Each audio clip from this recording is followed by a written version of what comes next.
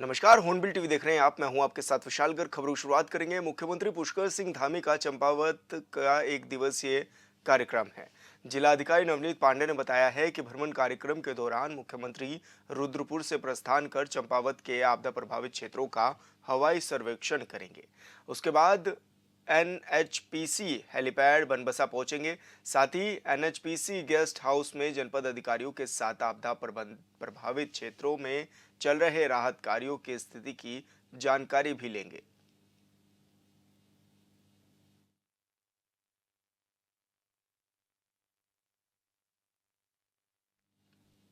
राहुल गांधी को लेकर एनडीए नेताओं के बयान से पहले ही देश भर में सियासी पारा हाई है और अब कांग्रेस अध्यक्ष के पत्र का बीजेपी ने जवाब दे दिया है, जिसमें राहुल गांधी के पुराने बयानों का जिक्र कर पलटवार किया गया है।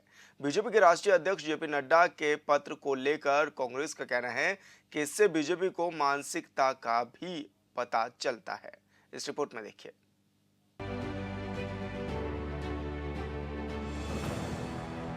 राहुल गांधी को लेकर बीजेपी और कांग्रेस में पत्रवार जारी है।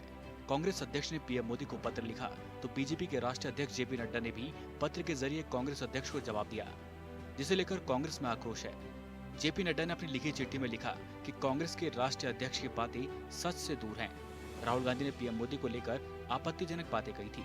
जेपी नड्डा ने कहा कि सोनिया गांधी ने भी पीएम मोदी को मौत का सौदागर कहा था।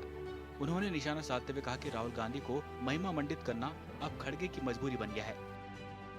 जेपी नड्डा के लिखे हुए पत्र से ये आज स्पष्ट हो गया है कि मानसिकता अभी भी बदली नहीं है। आपको याद होगा, आज़ादी के कुछ ही समय बाद राजेंद्र प्रसाद जी प्रथम राष्ट्रपति और हमारे सरदार वल्लभ भाई पटेल ने श्यामा प्रसाद मुखर्जी को आरएसएस और उसके संगठनों के लेकर चिताया था कि किस तरीके से हिंसावादी बातें वो कर रहे हैं, जिससे राष्ट्र को और राष्ट्र की एकता को, अखंडता को खतरा पैदा हो सकता है। आज बड़े ही अफसोस के साथ इस पत्र का जिक्र इसलिए भी कर रहा हूं कि लगता है कि इतिहास अपनी पुनरावृत्ति करने जा रहा है।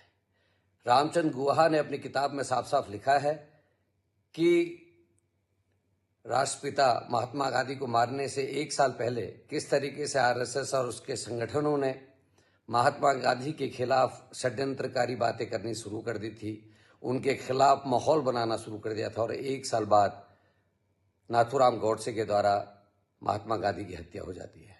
मुझे डर लग रहा है, मुझे ये प्रतीत हो रहा है कि कहीं ना कहीं उसी दिशा की ओर को ये फिर से देश जा रहा है। आज राहुल गांधी के ऊपर अनेकों किस्म के आक्रमण हो रहे हैं। भारतीय जनता पार्टी आरएसएस के से जुड़े हुए संगठन के लोग तो इस समय राहुल गांधी के द्वारा कहे गए कथनों का हवाला देते हुए एक माहौल बना रहे हैं, वो बहुत ही खतरनाक प्रतीत होता है। दरअसल कांग्रेस अध्यक्ष ने पीएम मोदी को जन्मदिन की बधाई देने के साथ केंद्रीय मंत्री रवनीत सिंह बिट्टू और एक बीजेपी नेता ने राहुल गांधी को आतंकी कहने पर पत्र लिखा था।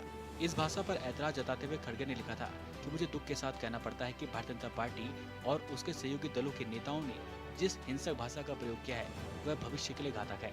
विश्व हैरान है कि केंद्र सरकार में रेल राज्य मंत्री, बीजेपी शासित उत्तर प्रदेश के मंत्री लोकसभा में प्रतिपक्ष के नेता को नंबर 1 आतंकवादी कह रहे हैं। महाराष्ट्र में आपकी सरकार में सहयोगी दल का एक विधायक नेता प्रतिपक्ष की जुबान काटकर लाने वाले को 11 लाख का इनाम देने की घोषणा कर रहे हैं। दिल्ली में एक बीजेपी नेता और पूर्व विधायक उनका हश्र दादी जैसे करने की धमकी दे रहे हैं। ऐसे पत्र का बीजेपी अध्यक्ष ने जवाब दिया है, जिस पर कांग्रेस ने कड़ा विरोध जताया है। हमको ये याद रखना चाहिए कि ये वो परिवार है जिसकी आदरणीय इंदिरा गांधी जी की हत्या आतंकवादियों के हाथों हुई और इसी परिवार के आदरणीय राजीव गांधी जी की हत्या भी आतंकवादियों के हाथों से हुई है। राहुल गांधी जी के लिए क्या माहौल ये पार्टी और संगठन बना रहा है ये जग जाहिर है, लेकिन अपनी निडरता से वो लगातार नफरत को कम करने का, नफरत को खत्म करने का प्रयास कर रहे हैं और उसी प्रयास के तहत उन्होंने कन्याकुमारी से कश्मीर तक की 4000 किलोमीटर की पदयात्रा बिना खौफ बिना डर के करी थी। यह देश माफ नहीं करेगा उन षड्यंत्रकारी ताकतों को जो लगातार देश की ऐसी ताकतों को जो देश से नफरत को खत्म करना चाहते हैं, उनके खिलाफ माहौल बना रहे हैं। उत्तराखंड कांग्रेस के अध्यक्ष करण मेहरा का कहना है कि जेपी नड्डा के लिखे गए पत्र से स्पष्ट हो गया है कि मानसिकता अभी भी बदली नहीं है। आजादी के कुछ समय बाद राजेंद्र प्रसाद प्रथम राष्ट्रपति और सरदार वल्लभ भाई पटेल ने श्यामा प्रसाद मुखर्जी को आरएसएस और उनके संगठनों को लेकर चेताया था कि किस तरीके से हिंसावादी बात वो कर रहे हैं, जिससे राष्ट्र की अखंडता को खतरा पैदा हो सकता है। और लगता है कि एक बार फिर इतिहास अपनी पुनरावृत्ति करने जा रहा है। मामले पर गृह मंत्री और प्रधानमंत्री चुप्पी साधे बैठे हैं, जो ये इशारा है कि राजनीति में कुछ बड़ा पक रहा है। आज हम सब उस चिट्ठी को पढ़कर स्तब्ध हैं जो जेपी नड्डा ने आदरणीय मल्लिकार्जुन खड़गे जी को भेजी है। देश के विपक्ष के नेता को, जो सदन में विपक्ष के नेता के रूप में प्रतिष्ठित हैं, राहुल गांधी जी, उनके ऊपर हुई टिप्पणी पर आश्चर्यजनक ढंग से देश के गृह मंत्री, देश के प्रधानमंत्री चुप्पी साध के बैठे हैं। क्या ये उनकी जिम्मेदारी नहीं है कि देश के एक ऐसे पद पर बैठे व्यक्ति को वो सुरक्षा प्रदान करें? चिंता उनको होनी चाहिए कि विपक्ष के नेता को कोई खतरा तो नहीं है। किस तरीके की बातें उनके विधायक, उनके नेता, उनके सांसद, उनके केंद्रीय मंत्री कर रहे हैं, उसके बावजूद भी जिस तरीके की गंभीर चुप्पी साध के देश के गृह मंत्री बैठे हैं, निश्चित ही ये एक संदेश दे रहा है कि कहीं ना कहीं कुछ बहुत गलत पक रहा है इस देश की राजनीति में। इधर कांग्रेस के बयान पर बीजेपी के प्रदेश प्रवक्ता हनी पाठक ने पलटवार करते हुए कहा कि भारतीय जनता पार्टी सौहार्दपूर्ण वातावरण वाली पार्टी है। हनी पाठक ने कहा कि विपक्ष ने पार्टी में रहते हुए पार्टी को किसी लायक न छोड़ा और अनर्गल बयानों की पराकाष्ठा पार कर दी है और आज इस तरह की नसीहत दे रहे हैं। हनी पाठक ने कांग्रेस पर तंज कसते हुए कहा कि जब पीएम मोदी को चौकीदार चोर है कहा गया था, तब कांग्रेस पार्टी की भाषा की मर्यादा कहां चली गई थी? जब ये कहा गया था कि मोदी तेरी कब्र खुदेगी, तब कांग्रेस पार्टी की मर्यादा कहां गई थी? हनी पाठक ने कहा कि जो व्यक्ति विदेश में जाकर अपने देश का अपमान करता हो, वह भी एक तरीके से आतंकी ही माना जाता है। देखिए, भारतीय जनता पार्टी सौहार्द वातावरण बनाने के लिए इसका नाम ही भारतीय जनता पार्टी है, लेकिन जिस प्रकार से विपक्ष की जबान पे लगाम नहीं रहा है, जिस प्रकार से विपक्ष ने पार्टी में रहते हुए पार्टी को पार्टी लायक ना छोड़ा हो और इस स्थिति पर ला दिया गया हो कि जहां पर बदतमीजी की पराकाष्ठा पार कर दी गई हो, आज वो ये नसीहत देते हैं कि जबान को ठीक करके बोलना चाहिए। जगह जगह पुतला दहन की बात करते हैं, लेकिन उन्हें कभी अपना आकलन करना चाहिए, क्योंकि इनके लिए कहावत बिल्कुल फिट बैठती है कि कांग्रेस से बड़ा बहरूपिया न कोई, पल पल रचता स्वांग निराले। तो इनके स्वांग का ये एक नया रूप निकल कर आया है कि खुद गलत बोलने के बाद जगह जगह पुतला दहन करने का कार्य कर रहे हैं। इनसे मैं ये पूछती हूँ आप सभी के माध्यम से कि जब चौकीदार चोर है जैसी भाषा का इस्तेमाल किया गया था, तब इनकी भाषा की मर्यादा कहाँ गई थी? जब इस तरीके की भाषा की मर्यादा तब पार करी गई थी जब कहा था कि मोदी तेरी कब्र खुदेगी, तब भाषा की मर्यादा इनकी कहाँ गई थी? तब भाषा की मर्यादा कहाँ गई थी जब इन्होंने मोदी जी को गंदी गंदी गालियां बकी थी, तब इनकी भाषा की मर्यादा कहाँ गई थी? तो अपनी जबान को खुद काबू में नहीं करके रखते हैं और इस तरीके की बात करते हैं। और जहाँ तक आतंकवादी कहने की बात है, तो जो भी व्यक्ति अपने देश से पराये देश में जाकर अपने ही देश का नाम खराब करता हो और उसकी बुराइयां करता हो, तो वो भी एक प्रकार का आतंकी है, क्योंकि अपने देश की बुराई पराये देश में जाकर करना भी आतंक को ही दर्शाता है। राजनीति में आरोप प्रत्यारोप आम बात है, लेकिन ऐसे में शब्दों की मर्यादा का ख्याल रखना बेहद जरूरी है। लेकिन इन दिनों सियासी दलों के नेता एक दूसरे पर जो कटाक्ष कर रहे हैं, उससे राजनीति का स्तर जरूर गिर रहा है। राहुल गांधी को कोई आतंकवादी कह रहा है, तो कोई कह रहा है कि राहुल की जुबान काटने वाले को 11 लाख रुपए इनाम दिया जाएगा। और इन सब के बीच समझ से परे बात है कि अगर राहुल गांधी आतंकवादी हैं, तो गिरफ्तार कर जेल में डालने से कौन रोक रहा है? केंद्र में तो बीजेपी की सरकार है ना। Bureau report, hornbill TV. Badrinath से विधायक लखपत बुटोला ने अपने क्षेत्र के समस्या और विकास कार्यों को लेकर खाका खींचते हुए कहा है कि पहाड़ी क्षेत्र का विकास एक तरह की चुनौती होती है, क्योंकि पहाड़ी क्षेत्र की भौगोलिक परिस्थितियां बिल्कुल अलग होती हैं। पहाड़ी क्षेत्र मैदानी क्षेत्र से ज़्यादा बड़ा होता है। आगे उन्होंने कहा है कि बद्रीनाथ विधानसभा में सबसे बड़ी समस्या शिक्षा, चिकित्सा और सड़क है। सड़कें अभी तक बंद पड़ी हुई हैं, ना ही तो अच्छे विद्यालय हैं और ना ही अच्छे अस्पताल। अभी भी वहाँ नहीं खुल पाए हैं। उन्होंने कहा है कि कई बार मुख्यमंत्री से मुलाकात कर ली, लेकिन उसे अभी तक भी उस पर कोई कार्रवाई नहीं हो पाई है।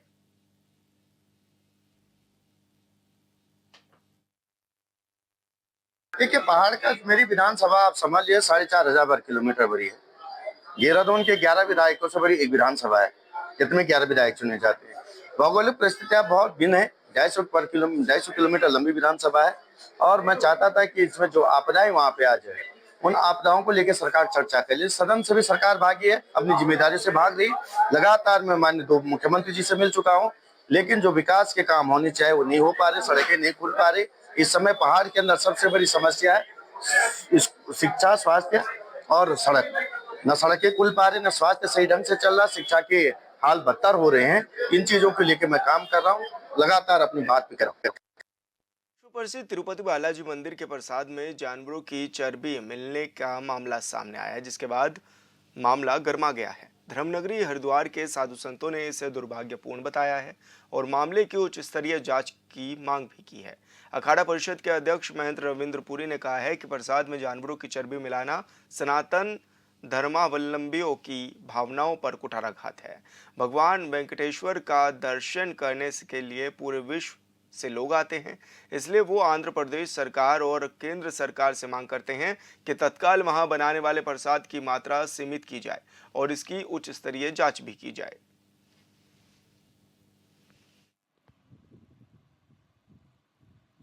इसकी एक उच्च स्तरीय जांच होनी चाहिए और जिन लोगों ने ऐसा किया है ये बहुत महापाप है। तिरुपति बालाजी के प्रति अगाध श्रद्धा पूरे विश्व के हिंदुओं की है, उनके खिलाफ कड़ी कार्रवाई करनी चाहिए और ऐसी दुर्घटना बाद में ना हो, इसके लिए एक व्यवस्था वहाँ बनानी चाहिए। वैसे तो जो प्रसाद का एक अलग से डिपार्टमेंट है वहाँ पर, और इस समय दुर्भाग्य से जो टीडीपी की सरकार के जो मंत्री हैं वो ईसाई है जो इसको देख रेख कर रहे हैं, तो इसलिए इस घटना से इनकार भी नहीं किया जा सकता। ये बहुत ही दुखद है और सनातन धर्मावलंबियों की भावनाओं के साथ में सीधा कुठाराघात है। बहुत समय से इस प्रकार की वहाँ स्थितियाँ सुनने में आ रही थी, लेकिन आज जो वैज्ञानिक पद्धति से निरीक्षण हुआ है प्रसाद का, और माननीय मुख्यमंत्री जी वहाँ जो अभी वर्तमान में हैं, उन्होंने जिस प्रकार का एक दुखद भरा स्टेटमेंट दिया है, सारे सनातन धर्मावलंबी इससे आहत हैं कि भगवान वेंकटेश्वर का पूजन करने के लिए भारत ही नहीं अपितु विश्व के अनेकों देशों से लोग आते हैं। इससे संपूर्ण सनातन धर्म की क्षति हुई है और मैं स्वयं भगवान विष्णु के इस जो लड्डू का प्रसाद वहाँ चढ़ता है, मेरी सरकार से ये मांग है कि जब तक पूरी स्थिति शुद्ध ना हो, सूक्ष्म मात्रा में ही प्रसाद भक्तों को दिया जाए और वो जो बड़े स्तर पर प्रसाद बनाया जाता है तत्काल उस पर रोक लगानी चाहिए। रुद्रपुर के आदर्श कॉलोनी चौकी इंचार्ज संदीप पिलकवाल के खिलाफ कार्रवाई की मांग को लेकर सिख समाज ने गल्ला मंडी में प्रदर्शन किया है। सिख युवक के साथ की गई बदसलूकी के खिलाफ सिख समाज समेत तमाम लोग ने गल्ला मंडी में प्रदर्शन किया। प्रदर्शन कर रहे लोगों ने चौकी इंचार्ज के निलंबन की मांग की है। प्रदर्शनकारियों का कहना है कि बुधवार रात को आदर्श कॉलोनी में चेकिंग के दौरान एक सिख युवक के साथ आदर्श कॉलोनी चौकी इंचार्ज संदीप ने बदसलूकी की, जिसका वीडियो भी वायरल हो रहा था। सोशल मीडिया में वायरल वीडियो में चौकी इंचार्ज युवक का गिरवान पकड़े नजर आ रहे थे। आरोप है कि दरोगा के युवक की बाइक को लात मारकर गिरा भी दिया था और युवक के साथ अभद्रता भी की है। चौकी इंचार्ज के खिलाफ कार्रवाई की मांग को लेकर सिख समाज समेत किच्छा विधायक तिलकराज बेहड़, पूर्व विधायक राजकुमार ठुकराल और शहर के व्यापारी समेत अन्य लोग चौकी इंचार्ज के निलंबन की मांग कर रहे हैं।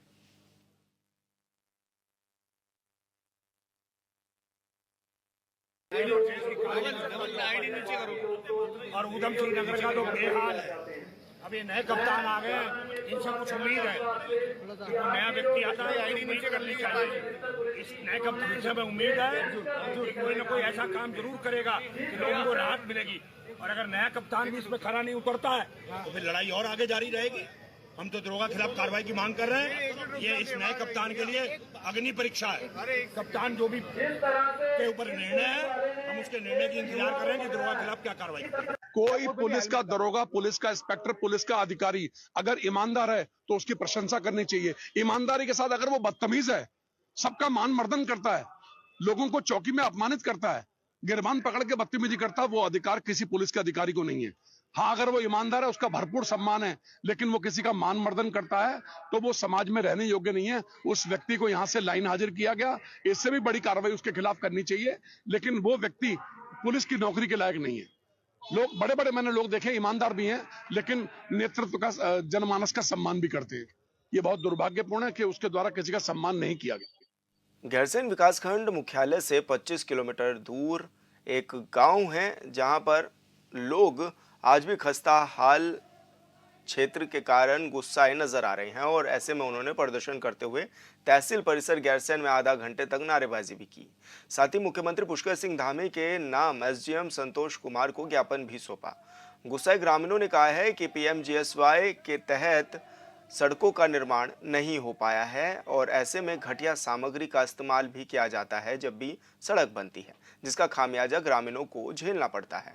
उन्होंने चेतावनी भी दी है कि अगर 5 अक्टूबर तक कार्यदायी संस्था पर शासन प्रशासन की ओर से घटिया निर्माण को लेकर कार्रवाई नहीं की जाती है तो वो आमरण अनशन और धरना प्रदर्शन करेंगे।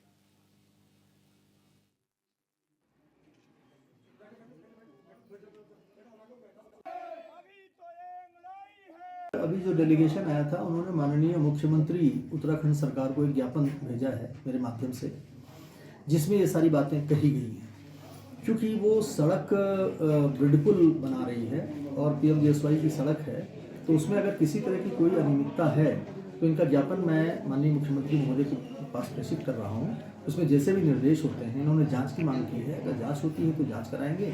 और एक बात उन्होंने कही थी कि वहाँ मलबा आया हुआ है, तो अभी हमने जो है पीएमजीएसवाई से बात करके वो मलबा हटवाने का हम पूरी कोशिश करते हैं। पीएमजीएसवाई के तहत स्वीकृत मोटर मार्ग नैनी जो कि वित्तीय अनियमितताओं की भेंट चढ़ गई है और वर्तमान समय में इस मोटर का मार्ग की दयनीय स्थिति है। ठेकेदार के द्वारा घटिया निर्माण कार्य किया गया है और साथ ही साथ कार्यदायी संस्था ब्रिडकुल ने इसमें इतना घटिया निर्माण कार्य किया है कि और हमारे जो पुश्तैनी रास्ते हैं ये सारे रास्ते बंद कर दिए हैं। हमारी जो पेयजल समस्याएं हैं ये बंद हो गई हैं और जो हमारे अलाइनमेंट था ये पूरा अलाइनमेंट इन्होंने बिल्कुल ही गलत तरीके से किया है।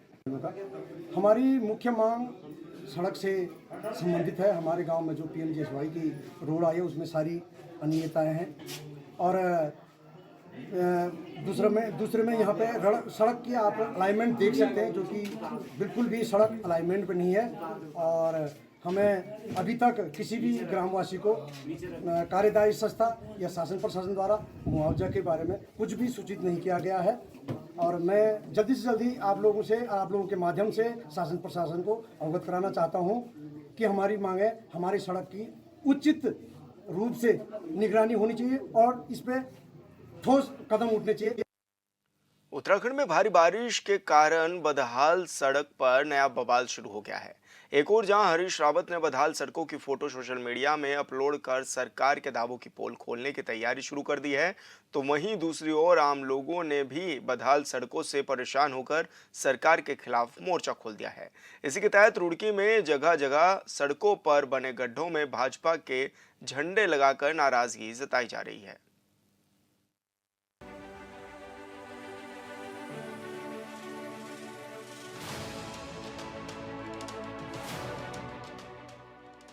उत्तराखंड में सड़कों की बदहाली पर नई सियासत शुरू हो गई है। कांग्रेस ने सड़कों के गड्ढों को सोशल मीडिया में अपलोड कर सरकार के दावों की पोल खोलने का फैसला लिया है। वहीं इस बीच भारी बारिश की वजह से पूरे प्रदेश में जगह जगह सड़कें बाधित होने से सरकार के सामने कई बड़ी चुनौती सामने आ रही है। रुड़की से सोशल मीडिया पर कुछ वीडियो वायरल हो रही है जिसमें कुछ लोग सड़कों के गड्ढों में बीजेपी के झंडे लगाकर विरोध करते दिख रहे हैं। उनका कहना है कि बीजेपी सरकार को सदस्यता अभियान की जगह आम जनता की समस्या अभियान चलाना चाहिए ताकि आम जनता को समस्या से दूर किया जा सके। और वो कई कलाबाजी खा के वहां जाके गिरी, वो तो अच्छा हुआ उधर से कोई नहीं आ रहा था और कार में जो थे लोग वो सुरक्षित रह गए। वो कार पूरी तरीके से डैमेज हो गई। जब हम कल ये लगा रहे थे तो हमने चारों तरफ ये अभियान शुरू करा। हम कह रहे हैं कि सदस्यता अभियान से अच्छा होता कि अगर भाजपा समस्या अभियान चलाती, लोगों की समस्याएं और जो धरातल पर जो समस्याएं हैं उनका निवारण करती, लेकिन ऐसा कुछ नहीं हो रहा। केवल और केवल ये चीज हो रही है। दूसरा क्या है कि जब भी कोई काम होता है भाजपा कोई भी सरकारी काम होता है सरकारी तो सरकारी, इवन जो प्राइवेट काम भी होता है उस पे भी जो है लोग अपने झंडे लगा देते हैं, ये लोग ला करके कि भाई ये काम मोदी जी ने करा, ये काम मोदी जी ने, ये हमारी सरकार की उपलब्धि। तो भाई जी जब वो सारी इनकी सरकार की उपलब्धि है तो जो एडीबी का जो प्रोजेक्ट था जिसमें कई जो 1400 करोड़ का रुड़की में आया था उसके गड्ढे हैं ये भी उपलब्धि उन्हीं की है। इसलिए क्योंकि सरकार उनकी है, जिम्मेदारी उनकी। यहाँ से कई बड़े नेताओं के घर हैं, अगर वो चाहते तो एक बार में ही एक फोन करके ही जो है इन गड्ढों को भरवा सकते थे, लेकिन उन्हें किसी की हालत से, किसी एक्सीडेंट से कोई लेना देना नहीं। केवल और केवल जितने भी निगम के कर्म अधिकारीगण हैं वो भी खाने में लगे पड़े हैं, नेता भी खाने में लगे पड़े हैं। दरअसल पिछले दिनों प्रदेश भर में हुई तेज बारिश के चलते पहाड़ों में जगह जगह सड़कें बाधित हैं। सरकारी आंकड़ों के मुताबिक राज्य भर में 200 से ज्यादा सड़कें इस समय बाधित चल रही हैं। हालांकि कांग्रेस का आरोप है कि आंकड़ा 400 से ज्यादा सड़कें बंद पड़ी हैं। सरकार असल आंकड़ों को छिपा रही है। सरकार को जनहित से जुड़े मुद्दों से कोई सरोकार नहीं है। इस बीच आम लोगों ने भी बदहाल सड़कों से परेशान होकर सरकार के खिलाफ मोर्चा खोल दिया है। इसी के तहत रुड़की में जगह जगह सड़कों पर बने गड्ढों में बीजेपी के झंडे लगाकर लोग नाराजगी जता रहे हैं। प्रदेश में 10 साल से भारतीय जनता पार्टी की सरकार है। जगह जगह सड़कों में गड्ढे पड़े हुए हैं और कल आपने देखा कि तमाम आप ही के चैनल और समाचार पत्र चला रहे हैं कि मुख्यमंत्री की शक्ति के कारण सड़कें खुली हैं। अभी भी लगभग जो मेरी जानकारी है पूरे प्रदेश में 400 सड़कें बंद पड़ी हैं, चाहे ग्रामीण क्षेत्र की हों चाहे नेशनल हाईवे हों, जो मुख्यमंत्री श्री पुष्कर सिंह धामी जी ने चलाया। और ये इसका एक सबसे अच्छा और सुखद उदाहरण ये भी है कि मात्र कुछ ही दिनों में 307 बंद सड़कें बरसात के बावजूद पहाड़ों में खोली गई। तो ये दर्शाता है कि हम लोग सब चीज़ों का ध्यान रखते हैं। भारतीय जनता पार्टी और हमारे मुख्यमंत्री श्री पुष्कर सिंह धामी जी हर चीज़ का ध्यान रखते हैं और निश्चित तौर पर जहाँ भी किसी भी जनता को परेशानी का सामना करना पड़ रहा है उसको जल्द ही दुरुस्त किया जाएगा, क्योंकि बरसात के कारण अभी कामों को रोका गया, लेकिन बरसात खत्म होते ही इसका निस्तारण किया जाएगा। राज्य की बदहाल सड़कों पर विपक्ष के साथ ही आम जनता ने भी सरकार के खिलाफ मोर्चा खोल दिया है। वहीं एक तरफ जहां बीजेपी सदस्यता अभियान चलाकर प्रदेश भर के लोगों को जोड़ने का प्रयास कर रही है, तो दूसरी ओर जनता बीजेपी नेताओं का स्वागत सड़कों के गड्ढों में झंडे लगाकर कर रही है। देखना होगा कब तक सरकार इस दिशा में कार्य करती है। Bureau report, hornbill TV. और फिलहाल इस बुलेटिन में इतना ही। आप देखते रहिए हॉर्नबिल टीवी। नमस्कार।